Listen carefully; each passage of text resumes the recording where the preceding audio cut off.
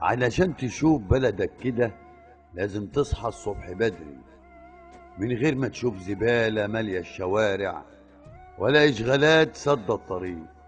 بس احنا ساعات ما بنشوفش من تحت رجلنا وبننسى ان في ناس تعبانة وشقيانة عشان تعيش في حتة نظيفة، وفيهم اللي اتصاب وفيهم اللي اتقطعت رجله وفيهم اللي ماشي ربنا عالم بيه.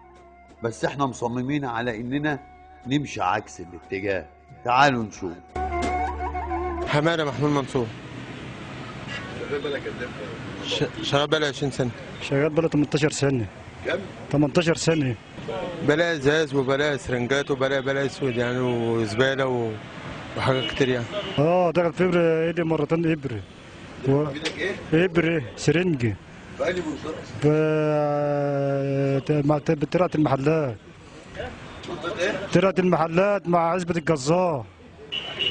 من 5 ل 5 ونص. 5 ونص الصبح؟ ان شاء الله. لحد امتى؟ شارع نبيل منصور وسير عبد في سرنجات كتير. نبيل منصور وعزبه الجزار. هي ممكن يعني هو كل البلد كلها يعني حلوه، بس هو ممكن يكون ارض غيط يعني بيبقى اكتر وكده، او شارع السلك. رحت المستشفى خدت حقنه بس قعدت ورمه 3 4 ايام وعدت. في كتير مصاب. ازاي يعني؟ في واحد مثلا قاعد يشتغل هنا وبتاع لحد ما رجله اتقطعت. صرف جوانتات وبتتقطع مننا من ازاز ومن السرنجات ومن كله.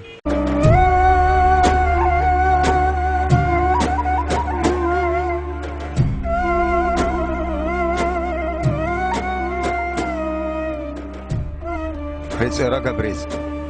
كلمني يا ريت. المحل في نشاه.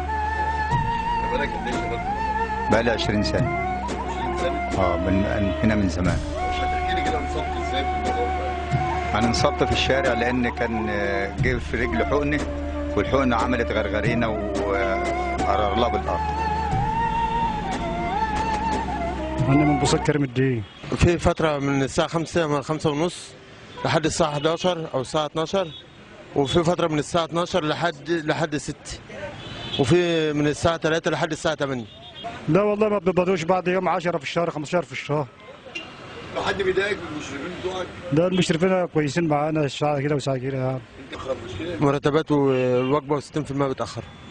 بتاخروا؟ بتاخروا لحد دلوقتي شهر 2 لسه ما قبضناهوش، وشهر 3 خلص وما قبضناهوش. انصبت بقى دنت في البيت وجبت الشغل بقى وانا رجلي معموله كده.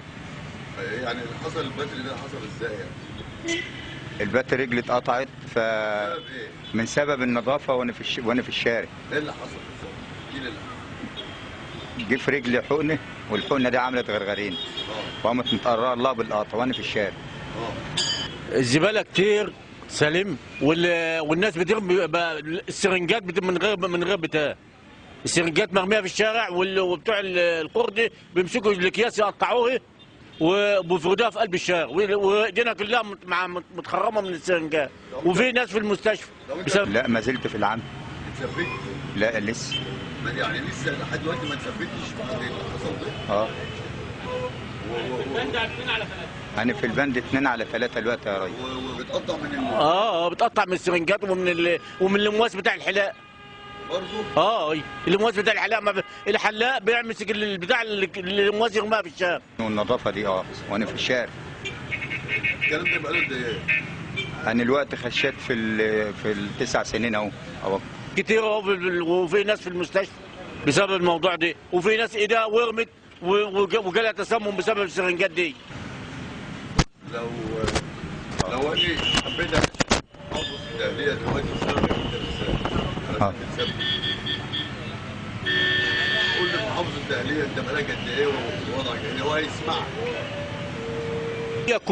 كل المناطق كبيره، كل المناطق مليانه زباله. كل المناطق مليانه زباله، بس بتوع السرنجات كتير والمواد بتاع الحلاقه والازاز المتكسر، كل ده الناس بترميه في الشارع وبتخش في ايدينا. انا بقالي 20 سنه في الشغل وانصبت في الشارع وبقالي شويه جد اهوت وما استفدتش. من صف شارع المركز. شارع المركز؟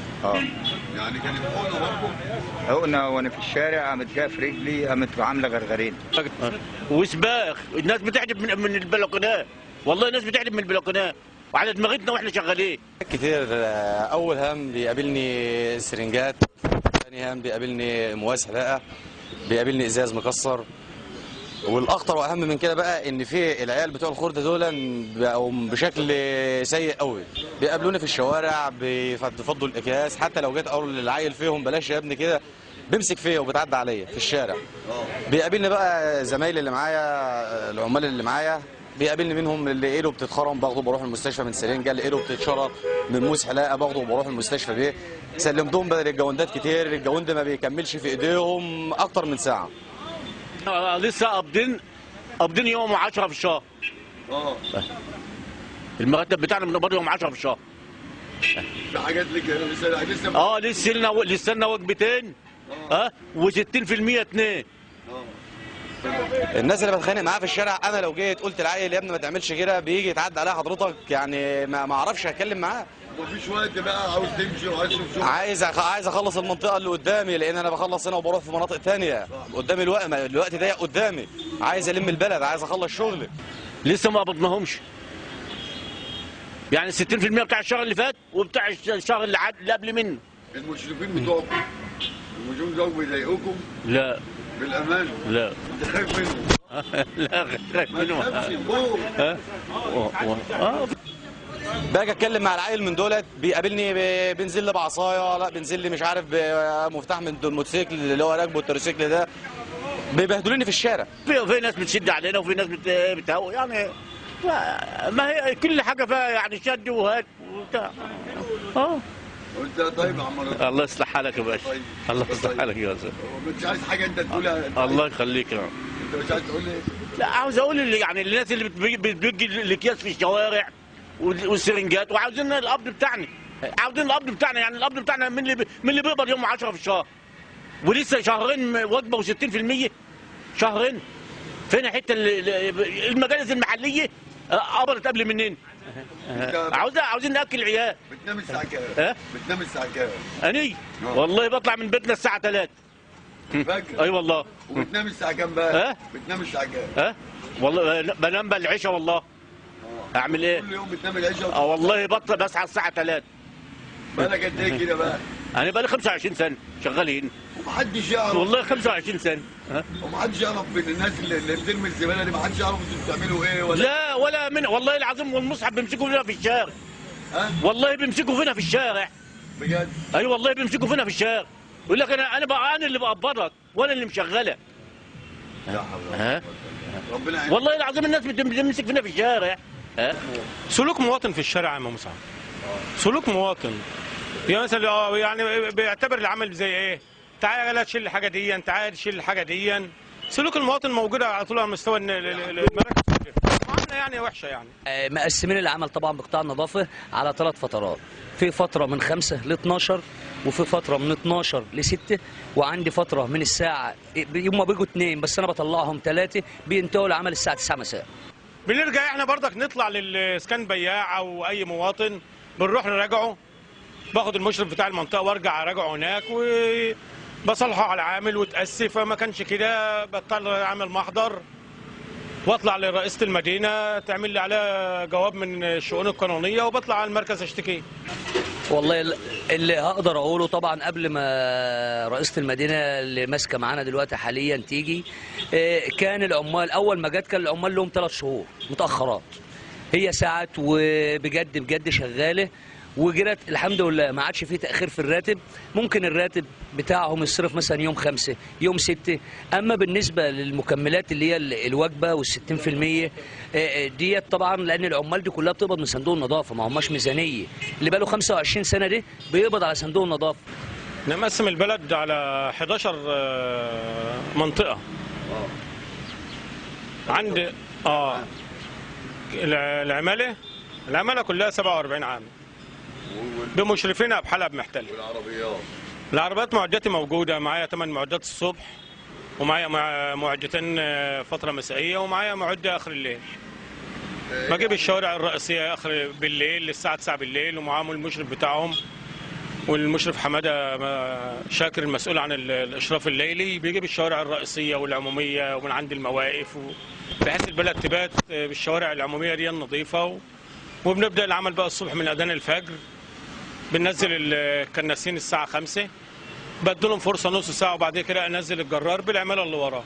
مثبت على بند 2/3 لحد طبعا ما الحكومه يعني ربنا يعينها واعضاء مجلس الشعب ربنا يعينهم مع الحكومه ان يحولوا الناس ده على الميزانيه. يعني احنا بنأمل ان الصناديق ديت الحكومه تاخد والعمال ديت، لان كل يوم بيطلعوا معاش وما فيش تعيينات وانا محتاج العامل. فالعامل طبعا انا يعني هعمل ايه؟ انا مره بشد عليه مره برخي، لان طبعا انا مسؤول وانا اللي بسأل مش العامل. في الاول وفي الاخر انا اللي بسأل، انا ورئيس القطاع احنا اللي بنسأل. استاذ ياسر، انت مقسم البلد ازاي وقطاعات ازاي وكم واحد شغال معاك بالظبط؟ لا والله احنا بنوفر الجوانطيات للعامل، بس طبعا العامل اما بيطلع لابس الجوانطي بيشيل بالجوانطي سرنجه بتقطع الجوانطي، وبعدين اصل لا الازازه ولا السرنجه هتحوش قطع الجوانطي. العمال ده بس ندعي من ربنا بس اللي هم يحولوا الصناديق دي بتاعتهم. بنجمع رسوم النظافه وبنقبض العمال يوم 3 في الشهر، يوم 4 في الشهر. يعني مثل الشهر ده يوم 10 في الشهر، وكل واحد عنده مصاريف. وطبعا طول النهار يا استاذ ياسر عايزين نقبض، يا استاذ ياسر عايزين نقبض، يا استاذ ما يعرفوش حاجه. والعمال مساكين طبعا وعندهم عيال، زي ما انا عندي عيال برضك وعايز اصرف وهم عايزين يصرفوا. احنا بنكثف العمل دايما على منطقه عزبه الجزار، وبنكثف العمل طبعا امام مستشفى شربين العام. جميع العيادات بتاعه الدكاتره في شربين اللي هي العيادات بتاعه التحاليل بالذات، والدكاتره بتوع النساء والولاده، والدكاتره بتوع اللي هم العظام. فبنكثف العمل في الشوارع ديت لان بيبقى طبعا مطلعين مخلفات. طبعا الكابتن ايهاب السلاب معانا ومتواجد معانا، فاحنا بنناشده ان الصناديق الخاصه احنا ما نعرفش عنها حاجه اللي العمال دي بتقبض منها. الحكومه رحمه بالعاملين دول اللي بقاله 25 سنه ده ذنبه ايه؟